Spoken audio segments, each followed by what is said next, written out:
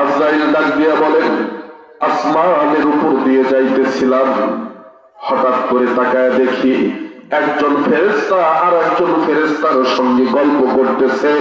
জমিনের মধ্যে কিছু মানুষ এমন আছে যাদের এখনো মৃত্যু হয় নাই, কিন্তু আল্লাহ পাক তাদের আমলগুলোকে এত কবুল করছে যে তাদের মৃত্যুর আগে তাদের নাম আল্লাহর জান্নাতের দপ্তরে তুলে দিছে। এ বান্দা, ওই লিস্টের মধ্যে আমি তোমার নামখানা পাইলাম। তোমার নাম আল্লাহ পাক জান্নাতের দপ্তরে লিখে দিছে। আল্লাহু আকবার কোন। তোমার নাম জান্নাতের দপ্তরের মধ্যে লেখা।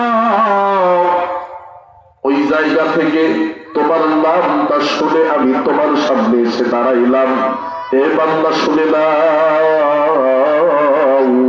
যেদিন আল্লাহ পাক সত্যই তোমার মৃত্যু দিয়ে আমাকে তোমার কাছে পাঠাবে, এ বান্দা শোনো, ওই দিন তোমার কাছে আমি খালি হাতে আসবো না রে বান্দা।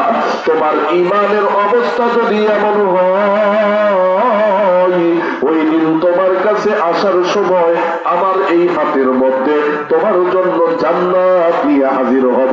জোরে কোন সুবহানাল্লাহ।